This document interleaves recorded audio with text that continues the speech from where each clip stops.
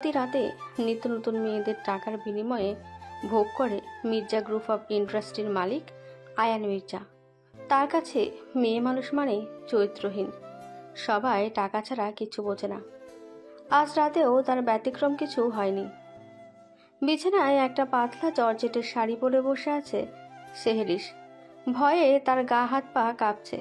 এই বুঝি কখন সেই ব্যক্তিটা আসে তাকে ভোগ করতে। কিছুক্ষণ আগে কানাডার রাস্তার ধারে দাঁড়িয়ে আছে আজ সেহরিশ, এবং তার হাতে একটি বোর্ড আছে এবং সেটিতে লেখা আছে সে এক রাতের জন্য বিক্রি হবে। সেই সময় গাড়ি করে বাড়ি ফিরছিল আয়ান মির্জা। আজকে তার মাথাটা ঠিক নেই, তার কোনো কাজই সফল হচ্ছে না। হঠাৎ করে চোখ যায় রাস্তার ধারে থাকা বোরখা পরা মেয়েটির দিকে এবং সে লেখাটির দিকে। সে সঙ্গে সঙ্গে সিহাবকে বলে, শিহাব, গাড়ি থামা।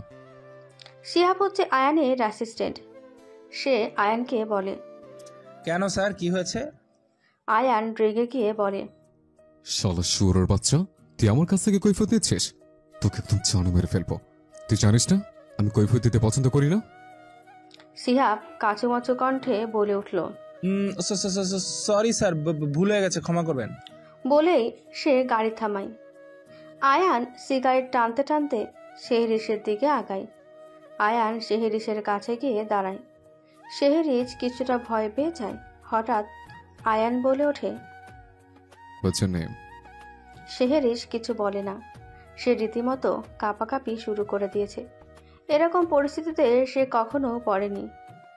আয়ান এবার একটু বিরক্ত বোধ করলো। সে এবার চেঁচিয়ে বলে ওঠে, Hey lady, what's your name? Ayan Chaudhary never repeats anything. Sehrish এবার আরো ভয় পেয়ে গেল। সে ধীর কণ্ঠে বলল, সেহরিশ। আয়ান কিছুক্ষণ ভাবল, ভেবে বলল, বাংলাদেশে? সেহরিশ মাথা নেড়ে ছোট করে উত্তর দিল। আয়ান সেহরিশকে জিজ্ঞাসা করে, এখানে এত রাতে কি করছেন? সেহরিশ এবার একটু বিরক্ত হলো, বলল, দেখে তো আপনাকে নিরক্ষর মনে হচ্ছে না। তা কি লেখা আছে দেখতে পাচ্ছেন না? যদি এমনি ফালতু কথা বলতে আসেন তাহলে যান এখান থেকে। আমার কাজ আমাকে করতে দেন, যত সব। আয়ানের মাথা আগে থেকে গরমই ছিল। সেহরিশের সাথে যাও বা ভালো করে কথা বলছিল, কিন্তু সেহরিশের এমন কথা শুনে তার কান দিয়ে আগুন বার হলো। এতক্ষণ টানতে থাকা সিগারেটটা ফেলে মাটির সাথে পা দিয়ে মারিয়ে ফেলে আর রক্তচক্ষু নিয়ে সেহরিশের দিকে তাকায়। সেহরিশ আয়ানকে দেখে ভয় পেয়ে যায়। সলিড চরিত্রহীন রাস্তার মেয়ে, তুই আমার উপরে কথা বলিস? বল, কত লাগবে তোর, বল। কথাটা বেশ চেঁচিয়ে বলল আয়ান। সেহরিশের আয়ানের চিল্লানো শুনে চোখ দিয়ে টপ টপ করে পানি পড়তে লাগলো। তাও সে কোনো রকম নিজেকে সামলিয়ে বাধ্য হয়ে বলল, 8 লাখ। আয়ান জোরে জোরে হেসে দেয়। আয়ানের হাসির আওয়াজে সেহরিশের বুকের ভেতরটা ধক করে উঠল। অতঃপর আয়ান বলল, 8 লাখ টাকার জন্য তুই আমার উপরে কথা বলিস? দেখ তোরে আজ রাতে কি করি আমি, চল আমার সাথে। বলেই আয়ান সেহরিশকে হাত ধরে টানতে টানতে গাড়ির কাছে নিয়ে আসে। এদিকে সেহরিশ কোনো উপায় না পেয়ে তার সঙ্গে যেতে লাগে, কারণ তার যে টাকাটা খুব প্রয়োজন। সিহাব গাড়ির বাইরে হেলান দিয়ে দাঁড়িয়ে ফোন দেখছিল। হঠাৎ আয়ান বলে ওঠে, শিহাব, গাড়ি চাবি দে। কেন স্যার? হাই জানোয়ার, দেখ বেশি মাথা গরম করবি না, গাড়ির চাবি দে। সিহাব চুপচাপ গাড়ির চাবি দিয়ে দেয়। তারপর আয়ান সেহরিশকে গাড়ির মধ্যে বসিয়ে ড্রাইভিং সিটে বসে। সিহাব বেচারা সেই রাতে কষ্ট করে অন্য গাড়ির লিফট নিয়ে বাড়ি ফিরল। এদিকে আয়ান গাড়ি চালাচ্ছে আর একের পর এক সিগারেট ফুঁকছে। সেহরিশ পুরো রাস্তা আর কোনো কথাই বলল না, মাথা হেঁট করে বসেছিল। হঠাৎ সেহরিশ বুঝতে পারল আয়ান তার হাত ধরে তার একটা ভীষণ বড় বাড়ির মধ্যে নিয়ে যাচ্ছে। বাড়িটা ভীষণ পরিপাটি, সুন্দর করে গোছানো, কিন্তু সেহরিশ কোনো মানুষের অস্তিত্ব পেল না বাড়িতে। আয়ান তাকে তার বেডরুমে নিয়ে গিয়ে ছুঁড়ে মারে খাটের ওপরে এবং বলে, 30 মিনিট টাইম দিচ্ছে, রেডি হ, তোর কত জোর আমি দেখব। কথাটা বলে আয়ান দরজাটা ধুম করে মেরে চলে যায়। শেহরিশ দরজা দেওয়ার আওয়াজে চমকে উঠল। সে বাধ্য মেয়ের মতন উঠে বোরকাটা খুলে ওয়াশরুমে চলে গিয়ে হাতে মুখে পানি দিয়ে বের হয়ে এসে বিছানায় বসে। বর্তমান শেহরিশ ভাবছে, যে তারে একটা নতুন জীবনের আলো দেখালো, তারে বাঁচাতে মরতে হলেও মরব, সে ছাড়া যে আর তার আর কেউ নেই। শেহরিশের ভাবনার মাঝে দরজা খোলার আওয়াজ হলো। শেহরিশ দেখে আয়ান টলতে টলতে তার দিকেই আগাচ্ছে। মনে হয় নেশা করেছে। শেহরিশ তার চোখের পানি মুছে নিল, আর এদিকে আয়ান এসেই তার ঠোঁটের সাথে ঠোঁট মিশিয়ে দিল আর ঠোঁটে জোরে জোরে কামড় দিতে লাগলো। শেহরিশ ছটফট করতে লাগলো, কিন্তু তার তো আর রেহাই নেই। সারা রাত শেহরিশের ওপর দিয়ে অনেক ধকল গেল। শেষ রাতের দিকে আয়ান তাকে ছেড়ে দিয়ে উপর হয়ে শুয়ে পড়ে। শেহরিশ আর সামলাতে না পেরে শুয়ে পড়ে। সকাল 7টা নাগাদ শেহরিশের ঘুম ভাঙে। তার গায়ে ব্লাউজ আর পেটিকোট ছাড়া কিছুই নেই। পাশ ফিরে তাকালেই দেখতে পায় আয়ানকে। 6 ফুট লম্বা সাদা ধবধবে শরীরটার কিছু অংশের খামচির দাগে লাল হয়ে আছে। ঘুমন্ত মানুষটাকে দেখে মনে হচ্ছে কতটা নিষ্পাপ। সুঠাম চেহারার মানুষটির হাতের পেশিগুলি বেশ ফুলে ফেপে আছে। শেহরিশের শরীর প্রচণ্ড ব্যথা করছে। কাল রাতে প্রচণ্ড ধকল গেছে। মেয়েটাকে চিড়ে কুড়ে খেয়েছে আয়ান। শেহরিশ আবারও চোখ বুজল। প্রায় 2 ঘন্টা পর আবার ঘুম ভাঙল শেহরিশের। পাশে তাকিয়ে দেখে আয়ান নেই। হঠাৎই বাথরুম থেকে ফ্রেশ হয়ে বের হয়ে আসলো আয়ান। শেহরিশ এবার কোনো মতে উঠে ওয়াশরুমে গেল ফ্রেশ হতে। ওয়াশরুমে গিয়ে আয়নায় নিজের মুখ দেখে কান্না করে দেয়। তার ঠোঁটের কোনা কেটে গিয়েছে, সেখানে রক্ত শুকনো হয়ে লেগে আছে। গায়ে বিভিন্ন জায়গায় লাভ হোয়াইট। সে শাওয়ার ছেড়ে কাঁদতে কাঁদতে নিচে বসে পড়ে। প্রায় 1 ঘন্টা পর সে বাইরে বের হয়ে আসে। এসে দেখে ঘরে কেউ নেই। সে আবার তার বোরখাটা পরতে লাগলো। হঠাৎ করেই ঘরের মধ্যে আয়ান প্রবেশ করলো। সে বলল, নষ্টামি করে আবার বোরকা পরিস? শেহরিশ বলল, দেখুন, আমি আপনার সাথে একটা রাত কাটাতে এসেছিলাম। আপনি আমার অনেক উপকার করেছেন, যা আমি কোনোদিন ভুলব না। আর আমি বোরকা পরি বা অন্য কিছু করি, সেটা সম্পূর্ণ আমার ব্যক্তিগত ব্যাপার। প্লিজ এই নিয়ে কিছু বলবেন না। আয়ান এবার রেগে গেল। সে শেহরিশের কাছে এসে তার গাল টিপে ধরল আর বলল, বড্ড জোর তোর। বল, আয়ন মির্জার মুখের উপর কথা বলিস? শালা রাস্তার মেয়ে, সামান্য টাকার জন্য নিজের সতীর্থ বিলে দিস, আবার আমার উপরে কথা বলিস? বলেই তার হাতে থাকা 8 লাখ টাকাটা ছুঁড়ে মারল শেহরিশের দিকে। আয়ান চলে যেতে নিলে শেহরিশ বলে ওঠে, আপনার কাছে এটা সামান্য টাকা হতে পারে, আমার কাছে এটা অনেক। বলে শেহরিশ টাকাগুলো কুড়াতে থাকলো। তখনই আয়ানের চোখ পড়ল শেহরিশের ঘাড়ে থাকা একটা কাটা দাগে। আয়ান শেহরিশকে কিছু বলতে যাবে তার আগেই ফোনে অন্তুর মেসেজ আসে। মেসেজটা দেখা মাত্রই ব্যালকনি থেকে অন্তুকে কল করলো। এদিকে শেহরিশ নেকআপটা পরে মুখ ঢেকে নিল এবং টাকাটা নিয়ে বের হয়ে গেল। বাংলাদেশের কোনায় কোনায় খোঁজ ওদের দুজনকে। আমার জ্যান্ত সামনে চাই। কলিজা ছিঁড়ে আমি কুত্তাদের খাওয়াবো। পরিবর্তে যা করা লাগে তাই কর, কিন্তু আমি ওদের আমার সামনে জ্যান্ত চাই। জি স্যার, আমি সম্পূর্ণ চেষ্টা করছি। অন্তুর ফোন রাখতেই আয়ান পেছন ফিরে তাকিয়ে দেখে শেহরিশ নেই। সে তাড়াতাড়ি করে নিচে নামে। ততক্ষণে দেখে শেহরিশ চলে গেছে। আয়ান সঙ্গে সঙ্গে শিহাবকে কল করে। এই গাধার বাচ্চা, কোথায় তুই? শিহাব বলে, স্যার আপনার তো গার্লফ্রেন্ডই নেই, তা আমাকে একটু গার্লফ্রেন্ডের সাথে সময় কাটাতে দেবেন না? আয়ান রেগে যায়। তারপর বলে, তোকে 10 মিনিটের মধ্যে আমার সামনে চাই। যদি 1 মিনিটও দেরি হয় তাহলে আমার বন্দুকের গুলি তোর বুক ভেদ করে 1 সেকেন্ডও সময় লাগবে না। কথাটা বলেই আয়ান ফোনটা কেটে দেয়। এদিকে শেহরিশ তাড়াতাড়ি করে হসপিটালে পৌঁছায়। তাকে দুপুর 1টার মধ্যে 8 লাখ টাকা জমা করতে হবে। তার মিষ্টিমাকে তার বাঁচাতেই হবে, কারণ সে ছাড়া তার পৃথিবীতে আর কেউ নেই। সে তাড়াতাড়ি যায়, গিয়ে টাকাটা জমা করে ডাক্তারকে বলে অপারেশন শুরু করে দিতে। ডাক্তার বলে, আমরা আর 1 ঘন্টার ভেতরে অপারেশন শুরু করব। আপনার যদি রোগীর সাথে কিছু কথা বলার থাকে আপনি বলে নিতে পারেন। শেহরিশ বলল। ঠিক আছে। শেহরিশ তার মিষ্টি মায়ের কেবিনে যায়। গিয়ে দেখে তিনি শুয়ে আছেন। শেহরিশ মিষ্টি মায়ের পাশে গিয়ে বসে। শেহরিশ বসতেই মিসেস লিলি শেহরিশের দিকে তাকালো। শেহরিশ বলল, তোমার কিচ্ছু হবে না মিষ্টিমা, তোমার আর 1 ঘন্টা পর অপারেশন, তুমি সম্পূর্ণ ঠিক হয়ে যাবে। মিসেস লিলি বেগমের চোখ দিয়ে ফোঁটা ফোঁটা জল বার হলো। সে বলল, মা, তুই এত টাকা কিভাবে জোগাড় করলি? শেহরিশ থতমত খেলো। প্রসঙ্গ এড়াতে সে বলল, সেসব কথা পরে হবে, তুমি আগে সুস্থ হয়ে যাও, তারপর না হয় পরে বলবো। মিসেস লিলি বললেন, আমি জানি তুই কোনো খারাপ কাজ করে টাকা জোগাড় করবি না। আমার তোর প্রতি বিশ্বাস আছে যে তুই যা করবি সৎ পথে করবি। মিসেস লিলির কথাটা শুনে শেহরিশের চোখ দিয়ে পানি পড়তে থাকলো।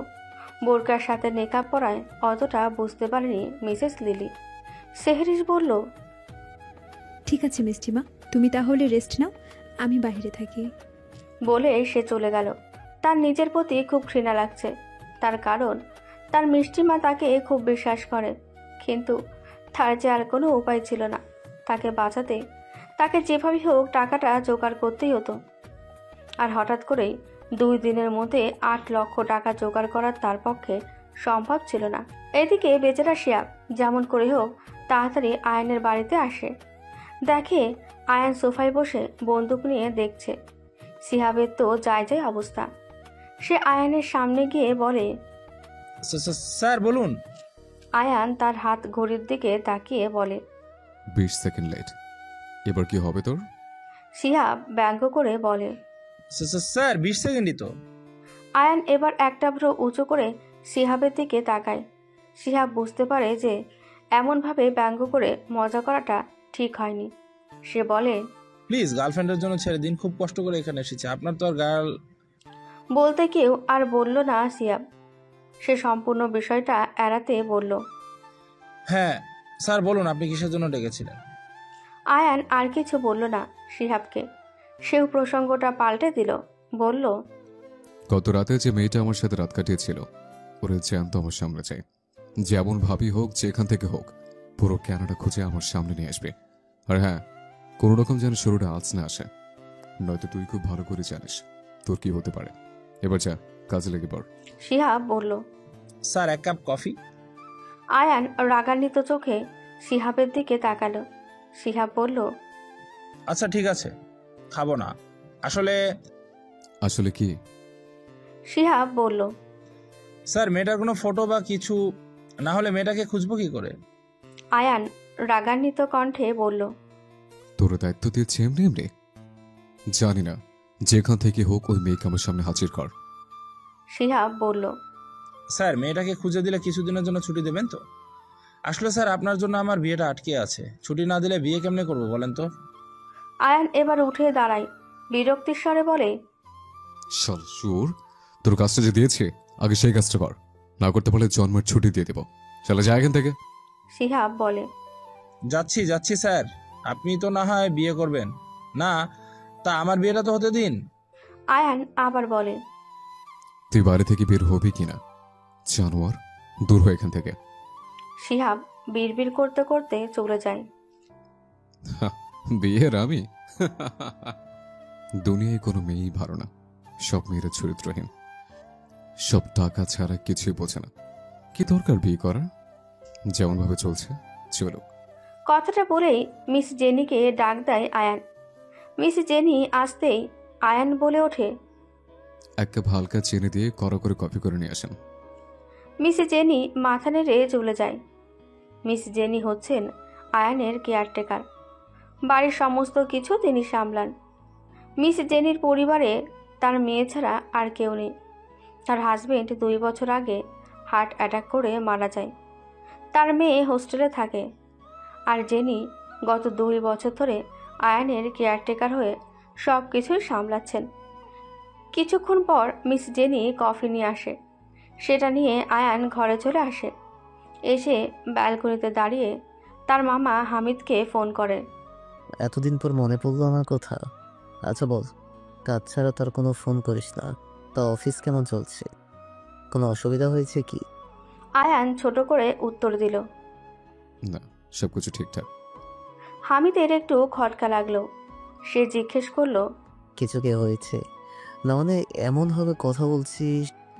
আয়ান বলে, আসলে মামা, আসলে কি কি বলতে চাচ্ছিস সরাসরি বল। আসলে মিনু ফুপির মেয়ে এখন কোথায় আছে জানো? আয়ান হঠাৎ এই কথাটা জিজ্ঞাসা করবে হামিদ আশা করেনি। তিনি বললেন, আসলে সেই দিন তোকে আমরা কানাডাতে নিয়ে আসার আগে শেহরিশকে বাংলাদেশের একটা অনাথ আশ্রমে দিয়ে আসি। তারপর জানিস তো সব ঝামেলায় আর খোঁজ নেওয়া হয়নি। আয়ান একটা দীর্ঘ নিঃশ্বাস ফেলে তার মামাকে বলে, একটু খোঁজ নিয়ে দেখো তো মেয়েটার কি অবস্থা এখন। তুই হঠাৎ ওই মেয়ের খোঁজ কেন নিচ্ছিস? মানে? হামিদের বলার মাঝে আয়ান বলে, জানি না কেন, কিন্তু আমার ওই মেয়ের খোঁজ চাই। দেখো, যেমন ভাবি হোক, আমাকে ওর ডিটেলসটা দাও। বলেই ফোন কেটে দিল আয়ান। কফিটা শেষ হতেই ব্যালকনিতে সোফায় বসে সিগারেট খেতে লাগলো। তুমি কি সেই সেরিস যার কথা আমি ভাবছি? না না, এটা হতে পারে না। একটা নাম তো অনেক মানুষের হয়। দোষ, কিসব ভাবছি আমি। আমি কিন্তু ওই ঘাড়ের কাটার দাগটা, না না, ওই চরিত্রহীন মেয়ে মিনু ফুপির মেয়ে হতে পারে না। এসব কথা ভাবতে ভাবতে একসাথে প্রায় 4-5টা সিগারেট খেয়ে গাড়ি নিয়ে বের হয়ে গেল অফিসের উদ্দেশ্যে।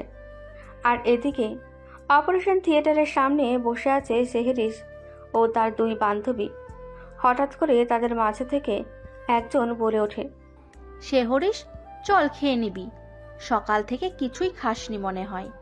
অপারেশন শেষ হতে এখনো 2 ঘন্টা বাকি। চল কিছু খেয়ে নিবি। সেহরিস জানালো। না রে, তোরা খা, আমার ভালো লাগছে না। সিমি জানায়, দেখ, আন্টির কিচ্ছু হবে না, নিজেকে শক্ত কর, চল আমাদের সাথে খেয়ে নিবি। এরিকা এবং সিমির জোরাজোরিতে সেহরিস বাধ্য হয়ে খেতে গেল। খাওয়া দাওয়া শেষে আবার ফিরে এসে সেখানে ওয়েট করতে লাগলো। প্রায় 1.5 ঘন্টা পর ডাক্তার বের হলেন। তিনি জানান, অপারেশন সাকসেসফুল হয়েছে, ওনার জ্ঞান ফিরেছে। আশা করি উনি খুব তাড়াতাড়ি সুস্থ হয়ে যাবেন। সেহরিসের মনে হলো তার বুক থেকে একটা পাথর সরে গেছে। সে ডাক্তারকে জানায়, আমি কি ওনার সাথে এখন দেখা করতে পারি? ডাক্তার জানান, হ্যাঁ, তবে একজন, আর বেশিক্ষণের জন্য নয়, 5 মিনিট। সেহরিস আস্তে আস্তে ভেতরে যায়, গিয়ে মিসেস লিলির পাশে বসে। সেহরিস বলে, কেমন আছো মিষ্টিমা? মিসেস লিলি জানান, তোর মতন একটা মেয়ে থাকলে আর কেউ খারাপ থাকতে পারে? সেহরিস আর কিছু জিজ্ঞাসা করে না, ভয়ে। যদি তিনি আবার জিজ্ঞাসা করে যে এত টাকা কোথায় পেয়েছিস, তাই সে আর কথা বাড়ায় না। সে তার মিষ্টি মাকে বলে, ঠিক আছে, তুমি রেস্ট নাও, আমি তাহলে ফিরে যাই, কালকে আবার আসবো। আর ওষুধগুলো ঠিকঠাকভাবে সময় মতো খেয়ে নিও। কথাটা বলে সেহরিস বেরিয়ে এলো। ডাক্তারের কেবিনে ঢুকলো। ডাক্তারকে জিজ্ঞেস করলো, পেশেন্টকে কবে ছুটি দেওয়া হবে? 2 দিন পর আপনি পেশেন্টকে নিয়ে যেতে পারবেন। সেহরিস ডাক্তারের সাথে আরও কিছু কথা বলে বাড়ি চলে আসলো। বাড়ি আসতেই প্রায় রাত 11টা বাজলো। বাইরে থেকে খাবার পার্সেল করে নিয়ে এসেছিল, সেটা খেয়ে রাত্রে ঘুমাতে যায়। সে কখনো ভাবেনি যে এরকম একটা অপরিচিত দেশে এসে সে একটা বিশ্বস্ত মানুষ পাবে, যে তাকে পুরো মায়ের মতো করে আগলে রাখবে। এসব ভাবতে ভাবতে সে ঘুমিয়ে পড়ল। এদিকে আয়ানে অফিসের থেকে ফিরতে ফিরতে প্রায় রাত 12টা বাজলো। মাঝ রাস্তায় সে একটা কফি শপে দাঁড়ালো। সে কফি খাচ্ছে আর হঠাৎ করে সেই মেয়েটার মুখ তার চোখের সামনে ভেসে আসলো। সে কিছুটা বিরক্তি নিয়ে রাগান্বিত স্বরে বলল, কি হচ্ছে কি আমার সাথে? আয়ন মির্জা, যার কিনা মেয়ে মানে বিরক্তিকর লাগে, তার সাথে এসব কি হচ্ছে? Ion Mirza, control control. এইসব আওড়াতে আওড়াতে সে এক হাতে সিগারেট ধরিয়ে আর এক হাত দিয়ে গাড়ি চালাতে লাগলো। রাত্রে বাড়ি ফিরে সে আর কিছু খেলো না, শুয়ে পড়ল। একটা মেয়ে এসেছিল অবশ্য, কিন্তু আজ প্রথম এমন কোনো দিন আসলো যেখানে আয়ন মির্জা কোনো মেয়ের সঙ্গ দেয়নি রাতে। বিধায় সেই মেয়েটি টাকা নিয়ে চলে গেল। পরের দিন সকাল হতেই শিহাবের ফোন বেজে উঠল। শিহাব ফোন তুলে বলল, কে রে তুই, সকাল সকাল ফোন করছিস? গার্লফ্রেন্ড নেই তোর নাকি? জানিস না যে গার্লফ্রেন্ড থাকলে রাত জেগে গার্লফ্রেন্ডের সাথে কথা বলতে হয়? সকাল সকাল শিহাবের কথা শুনে আয়নের মাথা গরম হয়ে গেল। সে ফোনের ওই পাশ থেকে চেঁচিয়ে বলে উঠল, ওই শালা জানোয়ার, কার সাথে কথা বলছিস তুই? তুই জানিস না? শিহাব শুয়েছিল। হঠাৎ এত সকালে আয়ন কল করবে সে ভাবতে পারেনি। সে তাড়াতাড়ি করে খাট থেকে উঠে এক লাফে বসে পড়ল। তোতলাতে তোতলাতে বলল, সরি স্যার, আমি বুঝতে পারিনি আপনি এত সকালে আমাকে ফোন করবেন। আয়ন এবার রেগে গিয়ে বলল, কি আর বুঝতে পারিস তুই? তোর যে কাজটা দিয়েছিলাম সে কাজটা তুই করেছিস? শিহাব কিছুটা ঘাবড়ে যায়। সে আয়নকে বলল, আমি কি করে তাকে খুঁজে পাবো আপনি বলেন? আমি কি তাকে দেখেছি? সে তো সেদিন মুখে নেকাব পড়েছিল। আরে না, আপনি তার কোনো ফটো আমার কাছে দিয়েছেন। আমি যদি তাকে রাস্তায় এমনিও দেখি তাহলে কি আমি তাকে চিনতে পারবো? আপনি বলেন। আপনি তো তার সাথে একটা রাত কাটিয়েছেন, আপনি নিশ্চয়ই তার মুখটা দেখেছেন। আমি কি করে তার মুখটা দেখবো আপনি বলেন? আয়ন এবার শিহাবকে ধমকিয়ে বলে, দিন দিন তোর বড্ড বার বাড়ছে। লিমিট ক্রস করে ফেলছিস তুই। লিমিটের মধ্যে থেকে কথা বল। তুই জানিস না তুই কার সাথে কথা বলছিস? বুঝতে পেরেছি, তোর দ্বারা এই কাজ হবে না। যা করার আমাকেই করতে হবে। বলে ফোনটা রেখে আলমারি থেকে একটা কালো শার্ট আর কালো প্যান্ট পরে গাড়ি নিয়ে বের হয়ে যায় অফিসের উদ্দেশ্যে। মিসেস লিলি একটা রেস্টুরেন্ট চালান। তার কোনো সন্তান নেই। আসলে তিনি বিয়ে করেননি। সে তার জীবনে তাহার নামে একজন ব্যক্তিকে ভালোবেসেছিলেন, কিন্তু দুর্ভাগ্যবশত একদিন তিনি অ্যাক্সিডেন্টে মারা যান। তারপরে তিনি আর দ্বিতীয় কোনো ব্যক্তির সঙ্গে সম্পর্কে জড়িয়ে যাননি। কিছু বছর আগের কথা। অনাথ আশ্রম থেকে পড়াশোনা করে স্কলারশিপ নিয়ে কানাডাতে পড়াশোনা করতে আসে সেহরিশ। নতুন শহরে তার সব কিছুই অচেনা ছিল, কিন্তু তার দেখা হয়ে যায় মিসেস লিলির সাথে। তারপর থেকে সে মিসেস লিলির সাথে থাকতে শুরু করে এবং তার সাথে তার রেস্টুরেন্টের কাজেও হেল্প করতে থাকে এবং পড়াশোনা করে। এমনভাবেই চলছিল সব কিছু। তারপর অনেক বছর কেটে যায়। এর মধ্যে সেহরিশ বাংলাদেশে তার আশ্রমেও গিয়েছিল ছুটি কাটাতে। মিসেস লিলির সাথে তার সম্পর্ক মা মেয়ের মতো। মিসেস লিলির কোনো সন্তান না থাকায় লিলি সেহরিশকে সন্তানের মতন করে দেখে, আর সেহরিশের মায়ের কমতিটাও পুরো হয়ে যায়। তাই সেহরিশ মিসেস লিলিকে মিষ্টিমা বলেই রাখে। আজ সকাল সকাল সেহরিশ উঠে সব কাজ তাড়াতাড়ি সেরে বেরিয়ে পড়ে হসপিটালের উদ্দেশ্যে। হসপিটালে গিয়ে সে মিসেস লিলির কেবিনে যায়। গিয়ে দেখে লিলি শুয়ে আছে। সেহরিশ বলে, কেমন আছো মিষ্টিমা? লিলি এবার উঠে বসে এবং বলে, ভালো আছি আগের থেকে। কিছু খেয়েছিস? সেহরিশ বলল, হ্যাঁ। আমার রিলিজের ব্যাপারে এই ডাক্তার কিছু বললো? সেহরিশ বলে, হ্যাঁ, কালকে ছুটি দেবে। লিলি এবার মুখটা মলিন করে বলল, আচ্ছা মা, এত টাকা কোথায় পেয়েছিস? সেহরিশ চায় না যে তার মিষ্টিমা কোনো কষ্ট পাক, তাই সে সত্যিটা লুকাতে বলল, লোন নিয়েছি। তুমি এই বিষয়ে চিন্তা করো না, আমি ভালো জব করব একটা, পরে দিয়ে দিব। প্লিজ মিষ্টিমা, তুমি ছাড়া আমার কেউ নেই। প্লিজ তুমি চিন্তা করো না, আর এই বিষয়ে কোনো কথা বলবা না, প্লিজ। মিসেস লিলি একটা দীর্ঘ নিঃশ্বাস ফেললেন। আসলে তারা দুইজন একে অপরের প্রতি অনেক দুর্বল, তাই সে আর কিছু বললেন না। এইভাবেই কেটে গেল প্রায় 1 মাস। মিসেস লিলিও এখন সুস্থ। তারা দুইজন মিলে তাদের রেস্টুরেন্ট ভালোই চালাচ্ছে। সেহরিশের মায়ের মৃত্যুবার্ষিকী আর কিছুদিন পর, তাই সে মিসেস লিলিকে বলল, মিষ্টিমা, বল। মায়ের সামনে মৃত্যুবার্ষিকী, তাই ভাবছি দেশে ফিরবো।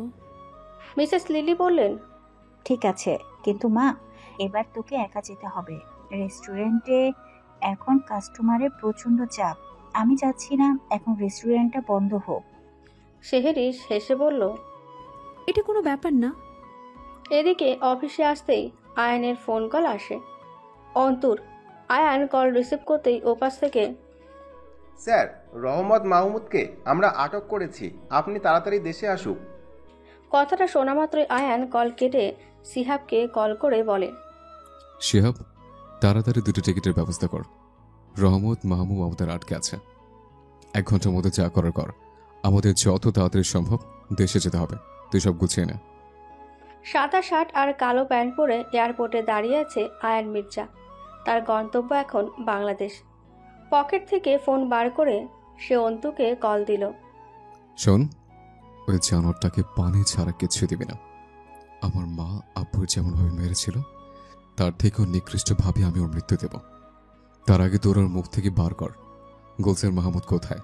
আর হ্যাঁ, মেরে মেরে আত্মারা করবি, তাও ঠিক, কিন্তু ওর মৃত্যু যেন আমার হাতেই হয়। আয়ান কথাটা বলেই ফোন রেখে রওনা দেয় দেশের উদ্দেশ্যে। এদিকে হামিদ অনেক কষ্টে সেই অনাথ আশ্রমের সাথে যোগাযোগ করে। আশ্রমের ম্যানেজারের ফোন নাম্বার জোগাড় করে। সে আশ্রমে ম্যানেজার রহিমকে ফোন করে। রহিমের বয়স প্রায় 65 বছর। সেহরিশকে হামিদ তার হাতেই তুলে দিয়েছিল। হ্যালো, কে বলছেন? হামিদ বলে উঠল, আপনি হয়তো আমাকে এখন চিনবেন না। আজ থেকে 21 বছর আগে শেহরিশ নামের মেয়েকে আপনার হাতে তুলে দিয়েছিলাম। আমি হামিদ মির্জা।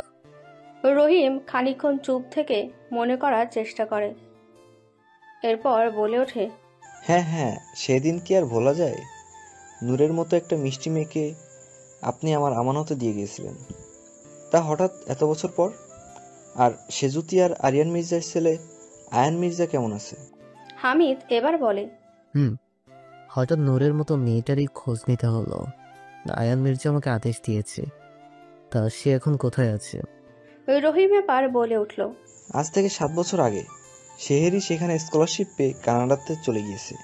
মাঝে মধ্যে আসে এখানে আমাদের সাথে দেখা করতে। কোনো ফটো আছে আর কোনো কন্ট্রাক্ট নাম্বার? রহিম বলল, হ্যাঁ আছে। ঠিক আছে, আপনি আমাকে ওর ডিটেলসগুলো মেল করে পাঠিয়ে দিন। রহিম বলল, ঠিক আছে দেব। আমাদের শেহরিশমা খুব মিষ্টি। কানাডাতে থেকেও আমাদের সবার খবর নেয়। কিন্তু কেমন কপাল, ছোটবেলায় সে যখন 4 মাস নিজের আব্বারে হারাইলো, আর 3 বছর বয়সে তার মাটাকেও হারাইলো। আজ থেকে 21 বছর আগের কথা ভাবতেই। আর কিছু বলতে পারলেন না রহিম। ওপাশ থেকে হামিদ একটা দীর্ঘ নিঃশ্বাস ছাড়লেন। 21 বছর আগে। আমি, তুই আমার একমাত্র ভরসা। আমার ছেলেটাকে তুই একমাত্র রক্ষা করতে পারবি। তুই আর মরিয়ম আমার ছেলেটাকে কানাডাতে নিয়ে যা। ওই গোলজার মাহমুদ আর রহমত মাহমুদ কখন কি করে বসে তার কোনো ঠিক নেই। আয়ানের বাবা আরিয়ান মির্জা দেশ ও বিদেশের নামকরা বিজনেসম্যান ছিলেন। আরিয়ান মির্জা আর গোলজার মাহমুদ মিলে মির্জা গ্রুপ অফ ইন্ডাস্ট্রি প্রতিষ্ঠিত করেন। শুরুর দিকে যখন মির্জা গ্রুপ অফ ইন্ডাস্ট্রি দেশে ও বিদেশে বিশেষ খ্যাতি লাভ করতে পারেননি, তখন গোলজার মাহমুদ আরিয়ান মির্জার সঙ্গ ছেড়ে দেয়। তারপর থেকে তিনি নিজ হাতে সব সামলাতে থাকেন এবং মির্জা গ্রুপ অফ ইন্ডাস্ট্রি দেশ ও বিদেশে ধীরে ধীরে প্রচুর খ্যাতি লাভ করতে শুরু করে। তারপর সেজুতি আর আরিয়ান মির্জার ঘরে আলো করে আয়ান আসে। এভাবেই চলতে থাকে তাদের জীবন। আজ আরিয়ান আর সেজুতির বিবাহ বার্ষিকী। তারা আজ আয়ানকে নিয়ে একটা পার্কে বেড়াতে আসে। আয়ানের তখন 5 বছর বয়স। সে পার্কে খেলা করছিল আর আরিয়ান আর সেজুতি একটা বেঞ্চে বসেছিল। হঠাৎ একটা মহিলা কোলে তার ফুটফুটে একটা নূরের মতন দেখতে মেয়েকে সাথে নিয়ে কয়েকটা ফুল নিয়ে তাদের দিকে এগিয়ে আসে এবং বলে, ভাই, ভাবির জন্য কিছু ফুল নেই। সারাদিন কিছু খাই নাই, মেয়েটারেও খাওয়ানোর কিছু নাই। আরিয়ান তার কাছ থেকে একটা ফুল নেয়। তার বদলে তাকে 500 টাকার একটা নোট বের করে দেয়। এদিকে সেজুতি সে ছোট্ট বাচ্চা মেয়েটাকে কোলে নিয়ে তার সাথে খেলা করছে। সে মিনুকে জিজ্ঞেস করে, আপনার মেয়ের নাম কি? মিনু একগাল হেসে বলে ওঠে, সেহরিশ। সেজুতি একটু অবাক হয়ে বলে, এত ছোট মেয়েকে নিয়ে বাইরে বের হয়েছেন? মিনু কণ্ঠ খাদে নামিয়ে বলে, আর কি বলবো আপা, আমার ভাগ্য তো খারাপ, সাথে আমার মেয়েটারও। আমাদের খুব সুন্দর গোছালো সংসার ছিল। ওর আব্বা সিএনজি চালাতো। ওই যখন 4 মাস বয়স তখন ওর বাবা সিএনজি অ্যাক্সিডেন্টে মারা যায়। তারপর আমার আর আমার মেয়েরে আমার শ্বশুরবাড়ি থেকে তাড়িয়ে দেয়। আর আমিও প্রেম করে বিয়ে করেছিলাম, তাই আমার আব্বা আম্মাও মেনে নেয়নি। তাই এখন একটা ভাড়া বাড়িতে থাকে। আমি খুব কষ্ট করে ফুল বিক্রি করে আমার আর আমার মেয়ের পেট চালাই। কথাগুলো বলতে বলতে মিনু ডুকরে কেঁদে উঠল। এদিকে আরিয়ানও তার কথা শুনছিল। হঠাৎ সে শেহরিজকে সেজুতির কোল থেকে তার কোলে নেয়। আসলে মেয়েটার মুখটা এত মায়াবী যে যে কেউ দেখলে মায়ে পড়ে যাবে। আরিয়ান বলে, আমার নাম আরিয়ান, আর এটা আমার ওয়াইফ সেজুতি। আমাদের একটা ছেলে আছে আয়ান। আপনি যদি কিছু মনে না করেন তাহলে আপনি আমাদের বাড়ি চলেন। সেজুতির রান্নার কাজে একটু সাহায্য করবেন, আর আমার আয়ানের একটা খেলার সঙ্গীও হয়ে যাবে। মিনু আরিয়ানের কথাটা শুনে আর থাকতে পারল না। সে জোরে জোরে কেঁদে দিল। সেজুতি বলল, এই আপনি একদম কাঁদবেন না। আপনি আমাকে আপা বলেছেন, তাই আমার কথা আপনাকে শুনতে হবে। চুপ করেন বলছি, আর চলেন আমাদের সাথে আমাদের বাড়ি। আর আপনার আর আমার শেহরিশের জন্য আপনাদের বাড়ি থেকে যা যা জিনিস নেওয়ার এগুলো নিয়ে একেবারে আমাদের সঙ্গেই আপনি যাবেন এখন। মিনু কান্না করতে করতে বলল, আপনাকে কি বলে যে আমি ধন্যবাদ দেব। মিনু কিছু বলে ওঠার আগেই আরিয়ান বলে উঠল, কোনো ধন্যবাদ দিতে হবে না। আপনি আমাদের সঙ্গে আমাদের বাড়ি গেলে আমরা খুব খুশি হব। তখনই আরিয়ান ছুটে আসলো। এসে বলল, আব্বু, কে এই মেয়ে? আর তোমার কোলে কি করে? আরিয়ান একটু হেসে বলে, আজ থেকে তোমার একজন নতুন খেলার সঙ্গী হয়ে গেল। আজ থেকে সে আমাদের বাড়িতে থাকবে। আয়ান অবাক হয়ে বলে, সত্যি? আরিয়ান হেসে জবাব দেয়। হ্যাঁ। বলেই তারা পার্ক থেকে বের হয়ে এসে গাড়িতে করে মিনুদের বাড়ি যাওয়ার উদ্দেশ্যে রওনা দেয়। শেহরিশ তখন তার মায়ের কোলে ঘুমিয়ে গেছে। আয়ান বলে, আচ্ছা আম্মু, এই মেয়ের নাম কি? সেজুতি হেসে বলে ওঠে, শেহরিশ। আয়ান বলে, মিষ্টি মেয়ের মিষ্টি নাম। আচ্ছা, এই মেয়ে সত্যি আমাদের সাথে থাকবে? সেজুতি বলে, তারা সবাই চলে আসে মিনুদের বাড়ি। তারা বাড়ি ঢুকতেই দেখে একটা ঘরে তারা সাথে সেখানে এক সাইডে রান্না করে আর এক সাইডে নিজেই ছোট্ট করে বিছানা করা, যেখানে তারা ঘুমায়। এটা দেখে সেজুতি আর আরিয়ান একে অপরের মুখের দিকে তাকায়। ততক্ষণে শেহরিশ ঘুম থেকে উঠে গেছে। সে খুব শান্ত মেয়ে। আরিয়ান শেহরিশকে কোলে নিল। মিনু তাড়াতাড়ি করে বিছানাটা ভালো করে পরিষ্কার করে তাদের উদ্দেশ্যে বলল, কিছু মনে করিয়েন না, এখানে বসেন, আমি একটু চা বসাই। আরিয়ান বলে, না আপা, চা করতে হবে না। আপনি তাড়াতাড়ি করে সবকিছু গুছিয়ে নিন, আর জামা কাপড় আর আপনার প্রয়োজনীয় জিনিস ছাড়া আর কিছু নিতে হবে না। আসলে আমার একটু ইমার্জেন্সি অফিসে যেতে হবে। আপনি না হয় আমাদের বাড়িতে গিয়ে আমাদের চা করে খাইয়েন। সেজুতি বলল, হ্যাঁ তাই হবে। তখন আয়ান বলে উঠল, আব্বু, চকলেট খাবো। আরিয়ান বলল, ঠিক আছে। আচ্ছা সেজুতি, তুমি ওনাকে হেল্প করো জিনিসপত্র গোছাতে, ততক্ষণ আমি আয়ান আর শেহরিশ গিয়ে চকলেট কিনে আনি। বলেই আরিয়ান আয়ান আর শেহরিশকে নিয়ে বাড়ি থেকে বের হয়ে সামনের দোকানে গিয়ে তাদের দুজনকে চকলেট কিনে দেয়। আরিয়ান শেহরিশ আর আয়ানকে গাড়ির মধ্যে বসিয়ে দিয়ে আয়ানকে বলে, শোনো, আমি তোমার মায়ের কাছে যাচ্ছি, তুমি শেহরিশের খেয়াল রাখো। আয়ান মাথা নেড়ে হ্যাঁ বলল। আয়ান চলে গেল। শেহরিশ মজা করে চকলেট খাচ্ছে আর আয়ান তার দিকে তাকিয়ে তার খাওয়া দেখছে। আয়ান বলে, তুমি খুব সুন্দর করে খাও। শেহরিশ খেতে খেতে ছোট্ট করে মাথা নেড়ে বলে, শেহরিশ খাওয়া শেষ করে আয়নের দিকে তাকায়। তাকিয়ে তার হাত থেকে আধ খাওয়া চকলেটটা ছিনিয়ে নিয়ে খেতে শুরু করে। আয়ান অবাক কণ্ঠে বলে, এই মেয়ে, তুমি আমার চকলেট কেন নিলে? ওটা আমার। শেহরিশ আয়নের দিকে তাকিয়ে মুখ ভেঙচে কাটে আর আয়ান শেহরিশের চুলগুলো এক হাত দিয়ে ধরে টেনে দেয়। শেহরিশ আয়নের দিকে মায়াবী দৃষ্টিতে তাকিয়ে ভ্যা ভ্যা করে কেঁদে দেয়। এই চুপ করো, আম্মু আমাকে বকবে। শেহরিশ তো চুপ করার নাম নেই। আয়ান এবার শেহরিশের কাছে গিয়ে তার মুখ চেপে ধরল। চুপ। শেহরিশ বেচারি মুখ দিয়ে আর আওয়াজ করতে পারছে না। তখনই আরিয়ান আসলো। এই কি করছো আয়ান? ওর লাগছে তো। আয়ান সঙ্গে সঙ্গে ছেড়ে দেয় আর বলে, আমার চকলেট কেড়ে খেয়ে নিয়েছে, তাই আমি ওর চুল টেনেছে আর ভ্যা ভ্যা করে গেছে। শেষের কথাটা বেশ নাটকীয়তার সুরে বলল আয়ান। আরিয়ান এবার শেহরিশকে কোলে তুলে নেয় আর বলে, আচ্ছা ঠিক আছে, আমরা বাড়ি ফিরে তোমাদের জন্য অনেকগুলো চকলেট নিয়ে আসবো। তখনই সেজুতি আর মিনু সব জিনিসপত্র নিয়ে বার হয়। তারপর তারা সবাই বাড়ি চলে আসে। সেজুতি মিনুকে তার ঘর দেখিয়ে দেয় এবং বলে জিনিসপত্র ঠিকঠাক করে নিতে। এদিকে আরিয়ান অফিসের উদ্দেশ্যে বের হয়ে যায়। মিনু সব জিনিসপত্র ঠিকঠাক করে নেয়। শেহরিশ ততক্ষণ ঘুমিয়ে পড়েছে। মিনু এবার কিচেনে যায় সেজুতিকে হেল্প করতে। আয়ান বসে বসে ড্রয়িং রুমে খেলা করছিল। হঠাৎ সে উঠে রান্নাঘরে গেল। তারপর বলল, সেহু কই? সেজুতি ভ্রু কুচকাল, বলল, সেহুকে। আয়ান একটু টেনে টেনে বলল, আরে সেহরিশ। সেজুতি আর মিনু একে অপরের দিকে তাকিয়ে হেসে ফেলে। মিনু বলে, সেহরিশ ঘরে ঘুমাচ্ছে।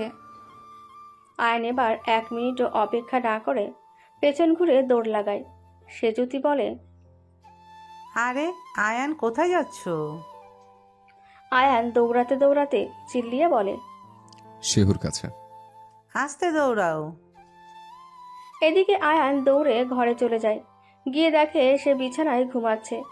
সেইবারে বিছানায় সাইডে বসে শেহরিশের দিকে এক দৃষ্টিতে তাকিয়ে আছে। তারপর আনমনা হয়ে বলে, মেয়ে, তুমি সুন্দর কিন্তু দুষ্ট।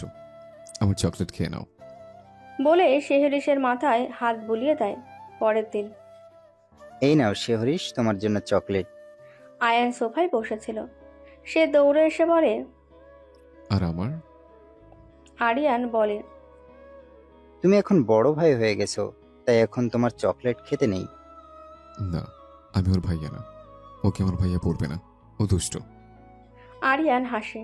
এদিকে আয়ান বুকে হাত গুজে পেছন ফিরে চুপচাপ হেঁটে গিয়ে সোফায় বসে পড়ে। তখনই শেহরিশ দৌড়ে তার কাছে যায়। সে তার হাতে থাকা একটা চকলেট এগিয়ে দিয়ে বলে, নাও। না, আব্বু তোমাকে দিয়েছে, তুমি খাও। শেহরিশ এবার চকলেটের প্যাকেটটা ছিঁড়ে কিছু চকলেট আয়ানের মুখে গুজে দিয়ে মুখ বাঁকিয়ে বাকি চকলেটটা নিয়ে চলে যায়। আয়ান সেটা চিবাতে চিবাতে বলে, পেতনে। সময় কারোর জন্য থেমে থাকে না। আস্তে আস্তে কেটে যায় প্রায় 1টা বছর। শেহরিশের আর আয়ানের সম্পর্ক এখনো আগের মতোই আছে, দুষ্টু মিষ্টি। আরিয়ানের মাথায় এখন প্রচণ্ড চাপ। সে ঠিক ভেবে পারছে না কি করবে রাতের বেলা। সেজুতি, একটু ব্যালকনিতে চলো। সেজুতি ব্যালকনিতে যায়। আরিয়ান ওকে পেছন থেকে জড়িয়ে কাঁধে মুখ রাখে। সেজুতি বলে, কি করছো কি? আয়ান ঘুমাচ্ছে, উঠে যাবে। আরিয়ান একই ভঙ্গিতে বলল, উঠবে না, চুপ করো, তোমাকে কিছু কথা বলবো। সেজুতি কিছুটা বিস্মিত হয়। সে বলে, কি কথা? আরিয়ান সিরিয়াস হয়ে বলে, যা বলি মন দিয়ে শোনো। এবার আরিয়ান সেজুতির সামনে এসে তার হাত দুটো ধরে আর বলে, গোলজার মাহমুদ আর রহমত মাহমুদ। রহমত মাহমুদকে তো চেনো, একসময় আমার সাথে ব্যবসাতে হাত লাগিয়েছিল। মাঝপথে আমাকে একা ছেড়ে গিয়েছে। আর আজ যখন আমাদের মির্জা গ্রুপ অফ ইন্ডাস্ট্রি দেশে বিদেশে এত বড় উচ্চ স্থান পেয়েছে, এখন তারা বলছে তাদের ভাগ তাকে ফেরত দিতে। আমি তাদেরকে তাদের প্রাপ্য টাকাটুকু দিতে চেয়েছি, কিন্তু তারা নিতে চাচ্ছে না। আমার উপর ধমকি দিচ্ছে, আমাকে নাকি মেরে ফেলবে। দেখো সেজুতি, আমি চাই না আমার সাথে তোমার আর আয়ানের কোনো ক্ষতি হোক। তাই আমি চাইছি তুমি আর আয়ান হামিদের সাথে কিছুদিনের জন্য কানাডাতে চলে যাও। আর মিনু আপা আর শেহরিশকে কিছুদিনের জন্য বাইরে কোনো ভাড়া বাড়িতে থাকার ব্যবস্থা করে দিচ্ছি। আরিয়ানের সেজুতি চমকে ওঠে। তারপর বলে, এসব কি বলছো তুমি? তারা মেরে ফেলবে মানে? পুলিশকে খবর দাও। এত সহজ নাকি? আর আমি কোথাও যাব না, আমি তোমার সাথেই থাকবো। পুলিশকেও বলেছি, কিন্তু আমার মন বলছে এখন আমরা নিরাপদ নই। দেখো সেজুতি, প্লিজ না করো না। তুমি আর আয়ান হামিদের সাথে কানাডাতে চলে যাও। সেজুতি বলে, না, আমি তোমাকে ছেড়ে কোথাও যাব না। প্লিজ, তুমি আমাকে যাওয়ার কথা বলো না। সেরকম যদি হয় তাহলে আয়ানকে পাঠিয়ে দাও কিছুদিনের জন্য কানাডাতে। ভাবি তো আছে, উনি খেয়াল রাখবে আয়ানের। আর মিনু আপা আর শেহরিশকে কিছুদিন এর জন্য বাড়ি থেকে দূরে রাখুন। আরিয়ান বলে, ঠিক আছে, তাহলে তাই। পরের দিন সকালে আরিয়ান ফোন করে হামিদকে। ভাই তুই এমার্জেন্সি বাংলাদেশে আসতে পারবি আজ বা কাল? হামিদ চমকে ওঠে। সে বলে, কেন? কিছু কি হয়েছে? সব ঠিক আছে তো? হামিদ অযথা এসব ব্যাপারে টেনশন করবে বলে আরিয়ান কথাটা এড়াতে বলে, আরে না রে, তেমন কিছু হয়নি, তুই দেশে আয় তারপর জানাচ্ছি। এইভাবে আরিয়ানের ভয়ে আতঙ্কে কেটে যায় 2টা দিন। এই 2 দিনের মধ্যে সে পুলিশকে দিয়ে গুলজার ও রহমত মাহমুদকে খোঁজার প্রচণ্ড চেষ্টা করেছে, কিন্তু পুলিশ পর্যন্ত তাদের খুঁজে বের করতে পারেনি। আজকে হামিদ এসেছে, সঙ্গে তার স্ত্রী মরিয়মকে নিয়ে এসেছে। তারা এসে দুপুরে খাওয়া দাওয়া করে বিশ্রাম নেয়। অনেকটা জার্নি করে এসেছে বলে আরিয়ান তখন আর হামিদকে কিছুই বলেনি। রাত্রিবেলা আরিয়ান তাকে ছাদে ডাকে এবং বলে, হামিদ, তুই আমার একমাত্র ভরসা। আমার ছেলেটাকে তুই একমাত্র রক্ষা করতে পারবি। তুই আর মরিয়ম আমার ছেলেটাকে কানাডাতে নিয়ে যা। ওই গোলজার মাহমুদ আর রহমত মাহমুদ কখন কি করে বসে তার কোনো ঠিক নেই।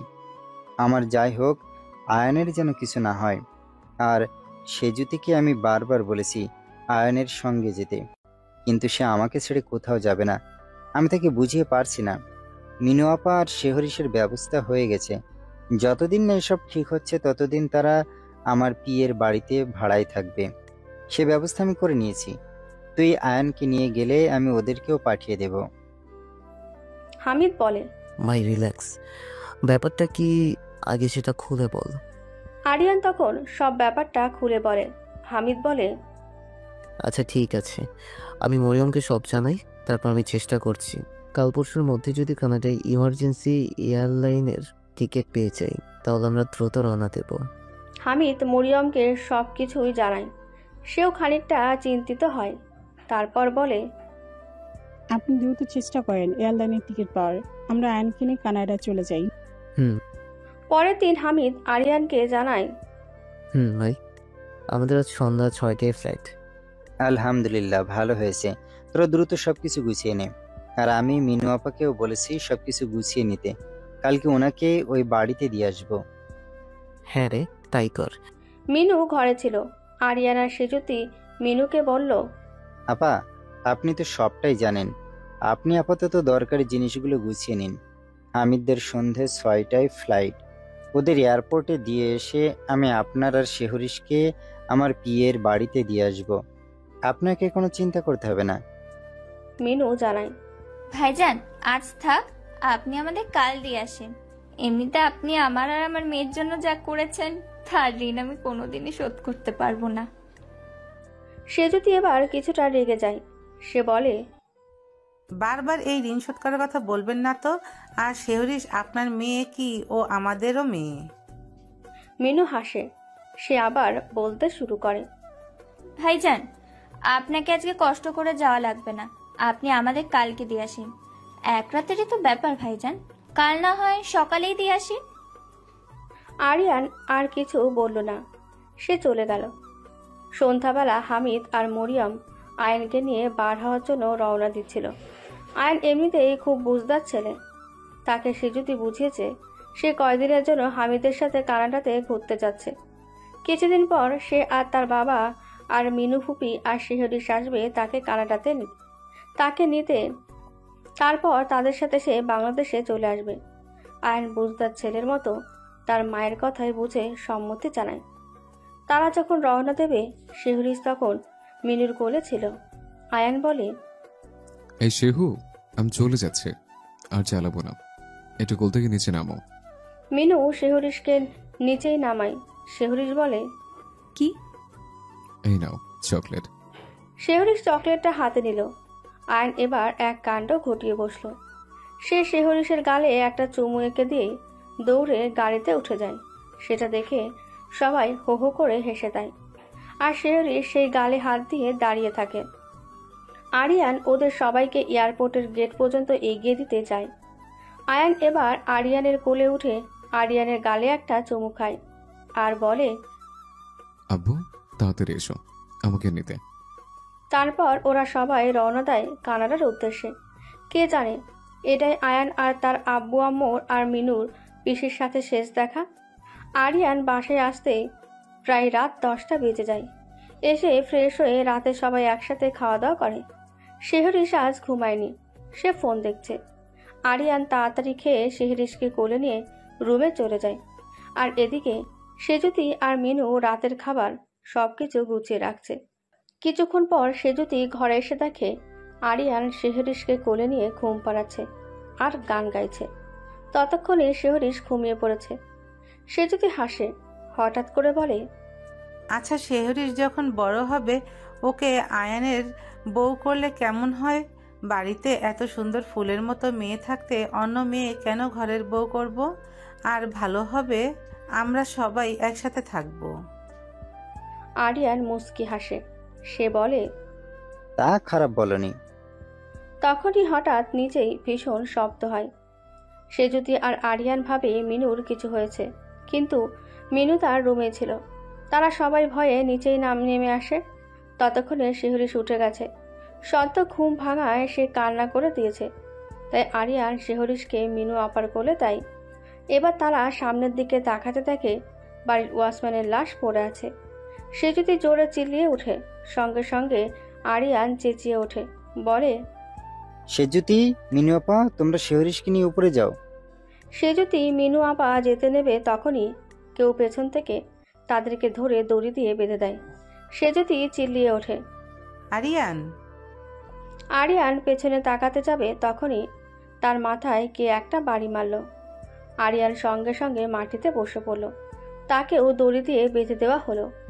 আরিয়ান খুব কষ্ট করে চোখ খুলে বলল, তোদের এত বড় সাহস আমার বাড়িতে এসে আমাদেরকে আটক করিস? গোলজার মাহমুদ আর রহমত মাহমুদ দুইজনেই জোরে জোরে হাসতে লাগলো। শালা, তোরে ভালোই ভালোই বলেছিলাম আমাদের নামে কোম্পানি লিখে দে, কিন্তু সহজে তো মানিসনি। তাহলে নে, এখন মর। কথাটা বলা শেষ হতে না হতেই একটা বিকট গুলির আওয়াজ হলো। গুলিটা করেছে গোলজার মাহমুদ। সঙ্গে সঙ্গে আরিয়ান মাটির ওপর লুটিয়ে পড়ল। গোলজার মাহমুদ ঘর কাঁপানো শব্দে হেসে উঠল। আর এই আওয়াজ শেহরিশ জোরে জোরে কেঁদে উঠল। সে যদি কিছুক্ষণের জন্য নিস্তব্ধ রইল। তার মুখ দিয়ে কোনো বাক্য বার হচ্ছে না। সে কি দেখলো? এটা না না, এটা স্বপ্ন, এটা সত্যি হতে পারে না বলেই জোরে জোরে হাউমাউ করে কেঁদে উঠল। আরিয়ান, না না, এটা সত্যি না। এই শয়তানগুলো তোদের মেরে ফেলবে। না না, এটা হতে পারে না আরিয়ান। সে যদি জোরে জোরে কেঁদে যাচ্ছে। আরে থাম না, কাঁদিস না, তোদের সবাইকে উপরে পাঠাবো। তোদের একটাকেও আস্ত রাখবো না। একবার হাতটা খোল। বড্ড গলার তেজ তোর, বল। দাঁড়া, তোরেও তোর স্বামীর কাছে পাঠাচ্ছি। তোমাদের পায়ে পড়ি, ছেড়ে দাও। তুই আবার কে? মুখ চালাচ্ছিস সে তো। কথাটা বলেই বন্দুক তাক করলো। রহমত মাহমুদ সাথে সাথে গুলি গিয়ে লাগলো মিনুর কপালে। মিনপা, এই বেয়াদব, একবার হাতটা খোল। তুই কি করবি? যা করার আমরাই করব। বলি একটা ছুরি নিয়ে এগিয়ে গেল গোলজার মাহমুদ। সেজুতির গলার কাছটায় ছুরি চেপে ধরল। সেজুতি বলল, তোরা কেউ রক্ষা পাবি না তোদের। আর বাকি কথা বলার আগেই গুলজার মাহমুদ তার গলায় ছুরি চালিয়ে দেয়। সাথে সাথেই রক্তের বন্যা বয়ে যায়। এদিকে শেহরিশের কেঁদে কেঁদে প্রায় নাজেহাল অবস্থা। গুলজার মাহমুদ এবার শেহরিশের দিকে এগিয়ে যায়, গিয়ে জোরে ঘাড়ে একটা আলতো করে কোপ মারে। শেহরিশ আরও জোরে জোরে কাঁদতে থাকে। রহমত মাহমুদ বলে, ভাই ছেড়ে দাও, এমনি মাসুম মতন দেখতে। আর ও বা কি করবে? এতগুলো প্রাণের বদলে একটা প্রাণ হয় জীবিত থাক। গুলজার মাহমুদ আর রহমত মাহমুদ তাদের চেলাদের নিয়ে বের হয়ে যায়। আর শেহরিশ কিছুক্ষণ পর কাঁদতে কাঁদতে অজ্ঞান হয়ে যায়। সকাল 7টা। ভাবি কই? আজ দুধ নিবেন না নাকি? দুধওয়ালা কোনো উত্তর না পেয়ে বাড়ির ভেতরে ঢুকে বাড়ির দরজা খোলাই ছিল। সে ভেতরে ঢুকে দেখে পুরো ফ্লোর রক্তে রক্ত। সে ভয়ে তাড়াতাড়ি বার হয়ে এসে পুলিশকে খবর দেয়। পুলিশ আগে থেকে জানতো যেগুলো গোলজার মাহমুদ আর রহমত মাহমুদের কাজ, এবং তদন্তও তারা তাই পেয়েছে। কারণ অনেক আগে থেকে আরিয়ান তাদেরকে খুঁজে বেড়াচ্ছে। আর পুলিশও কিন্তু তারা এমনভাবে গা ঢাকা দিয়েছিল তাদেরকে খোঁজা সম্ভব হয়ে ওঠেনি পুলিশদের। শেহরিশকে তারা হসপিটালে চেক আপে পাঠায়। আর বাকিদের লাশগুলো পোস্টমর্টম করতে পাঠায়। আর পুলিশ হামিদকে ফোন দিয়ে সবটা জানায়। তারা এমার্জেন্সি ফ্লাইটে করে দুপুর 2টোর দিকে বাংলাদেশে আসে। আসরের আজানে তাদের সকলের মাটি দেওয়া হয়। আয়ান সবটাই জানে। সে ছোট হলেও অনেকটা শক্ত আর বুদ্ধিমান। সে মুখ দিয়ে একটা শব্দও বার করেনি, শুধু জানে যে তার আব্বু আম্মু আর মিনু ফুপির খুন গুলজার মাহমুদ আর রহমত মাহমুদ করেছে। আয়ান হামিদকে বলল, আমাকে সেহরিশের কাছে নিয়ে চলো। হামিদ এই ছোট্ট ছেলের সাহস দেখে অবাক হচ্ছে।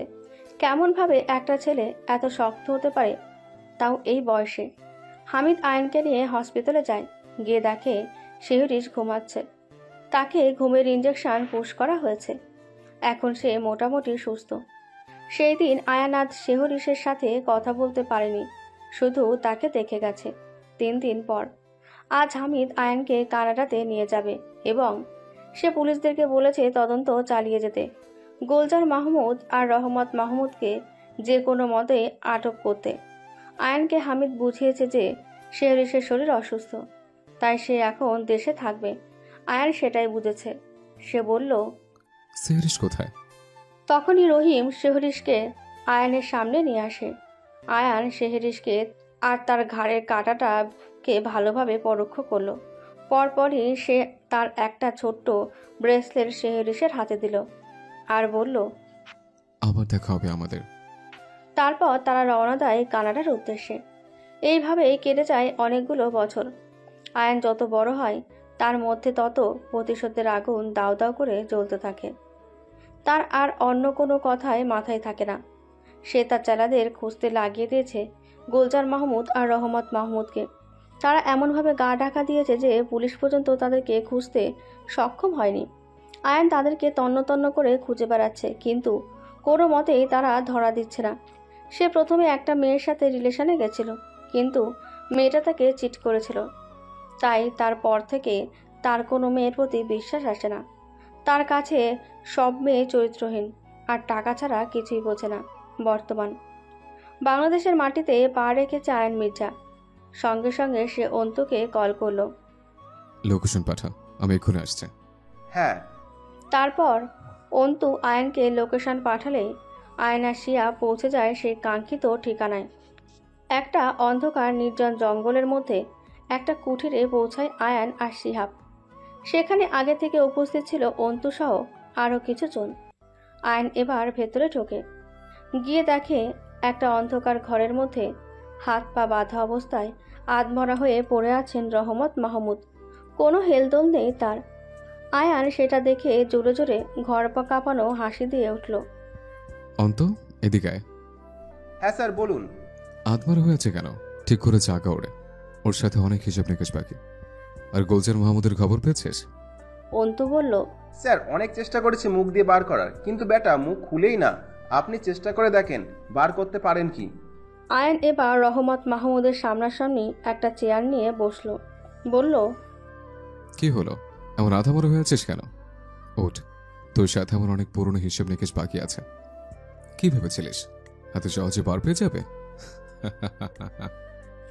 কথাটা বলেই পাশে থাকা পানির গ্লাস থেকে পানি নিয়ে ছুঁড়ে মারল রহমত মাহমুদের মুখে।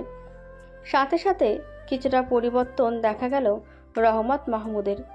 সে এবার সামনের দিকে চাইল, বলল, ছাড়, ছেড়ে দে আমায়। ভালো কাজ করছিস না, এর ফল কিন্তু ভালো হবে না, বলে দিলাম। শালার মুখ দেখ, আত্মার হয়ে পড়ে আছে, তার জবান কাচের মতো চলছে। এত জোর তোর! তুই আমার কিচ্ছু করতে পারবি না, ছেড়ে দে বলছি। দেখবি কি করতে পারি। কথাটা বলে আয়ান শিহাবকে বলে, শিহাব দে। আয়ান শিহাবকে বলতেই শিহাব সঙ্গে সঙ্গে আয়ানের হাতে একটা ধারালো ছুরি আর পিস্তল ধরিয়ে দেয়।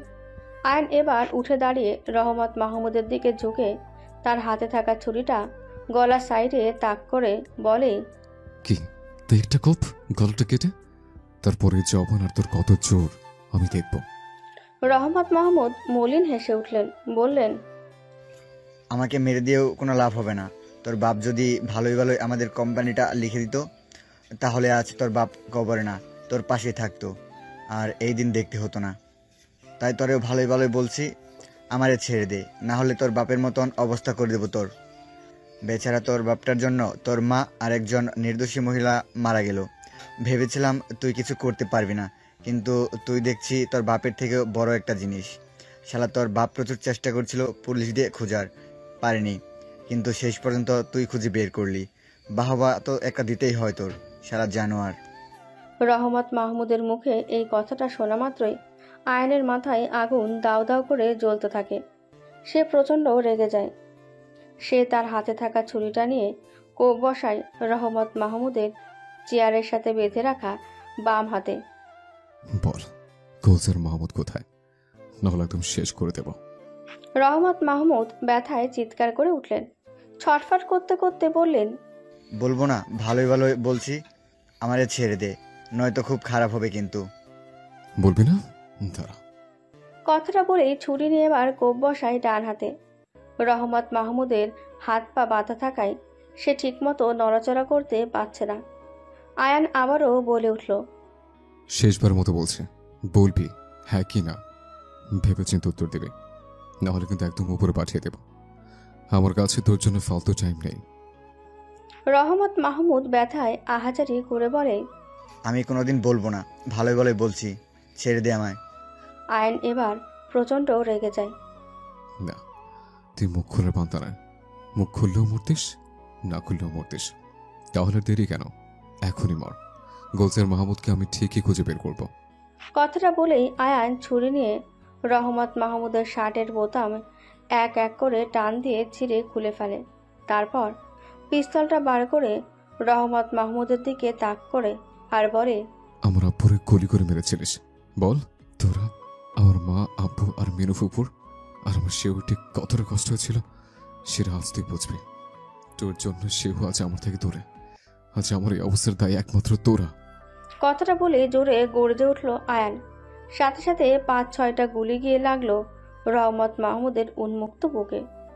রহমত মাহমুদের চোখ মুখ খিচে প্রাণটা বের হয়ে গেল।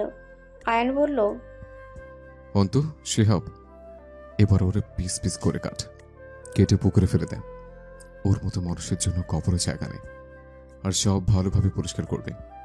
রহমত মাহমুদের কোন রকম চিহ্ন যেন না থাকে। আয়ানের কথা মতো তারা তাই করলো। তারা রহমত মাহমুদকে পিস পিস করে কেটে একটা বস্তার মধ্যে পুরে আয়ান সহ সবাই যায় জঙ্গলের মধ্যে থাকা একটা পুকুরে। সেখানে গিয়ে তারা সবাই সেটা পুকুরে মাছেদের খাদ্য হিসেবে ঢেলে দেয়। আয়ান বলে, তুই মাছেদেরই খাবারের জন্য। হ্যাঁ। তারপর তারা সেখান থেকে চলে আসে সেই কুঠিরে। শিহাব, আমার লাগেজ থেকে একটা শার্ট আর প্যান্ট বার করে আন। আয়ানের কথা মতো সিহাব একটা শার্ট আর প্যান্ট এনে দেয়। আয়ান আগের জামা কাপড়গুলো ছেড়ে অন্য জামা কাপড় পরে রওনা দেয়। ওখান থেকে ফিরতে প্রায় সকাল 7টা বেজে যায় তাদের। আয়ানের সাথে অন্তু আর সিহাবও আছে। আয়ান তাদের বাড়ি আসে। সেখানে কেউ থাকে না, মাঝে মধ্যে কয়জন এসে ঘর পরিষ্কার করে দিয়ে যায়। আয়ান আসবে তাই তাদের বাড়ি আবার পরিষ্কার করা হয়েছে। আজ দুপুর 3টের সময় তাদের ফ্লাইট। আয়ান আর সিহাবের সাথে অন্তুও যাবে কানাডাতে। আয়ান বাড়ির মধ্যে প্রবেশ করতেই অতীতের কিছু আবছা স্মৃতি ভেসে আসে। বাধ্য ছেলের মতো সেই সব এড়িয়ে দোতলায় তার আম্মু আব্বুর রুমে উঠে গেল। খানিকক্ষণ ঘরটায় চোখ বুলিয়ে একটা দীর্ঘশ্বাস ফেলল। তারপর লাগেজ থেকে একটা ট্রাউজার আর টি শার্ট নিয়ে বাথরুমে গিয়ে প্রায় আধ ঘন্টা পর ফ্রেশ হয়ে এসে শুয়ে পড়ে। কালকে ভালো করে ঘুম হয়নি। আজকে অন্তত সে এত বছর পর একটা শান্তির ঘুম ঘুমাবে। মনের এক পাশটা তার একটু হালকা লাগছে। দুপুর 1টা নাগাদ সিহাবের ডাকে ঘুম ভেঙে যায় আয়ানের। স্যার ওঠেন, কিছু খেয়ে নিন, 3টার সময় ফ্লাইট, 1 ঘন্টার মধ্যে বেরোতে হবে। আয়ান বিরক্ত হয়ে বলে, যাচ্ছে। তারপর আয়ান উঠে হাতে মুখে পানি দিয়ে নিচে চলে যায়। অন্তু বাইরে হোটেল থেকে খাবার এনেছে। তারা 3 জন মিলে সেটা খেয়ে নেয়।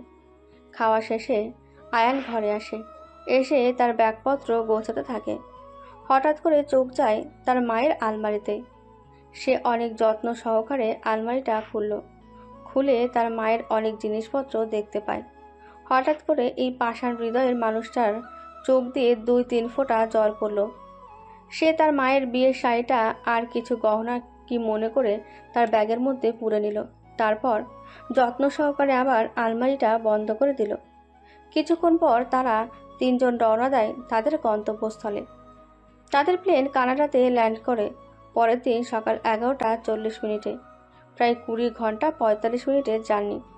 তারা সকলেই খুবই ক্লান্ত।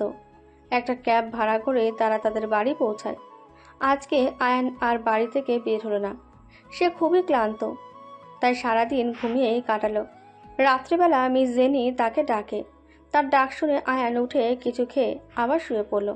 পরের দিন সকালে উঠে আয়ান অফিসের উদ্দেশ্যে রওনা দেয়। মিসেস জেনিকে সে জানায়, মিস জেনি, আজকে দুপুরে লাঞ্চ করতে আসবো না। কিছুদিন অফিসে যায়নি, অনেক কাজ আছে, আজকে ফিরতে পারবো না। ঠিক আছে।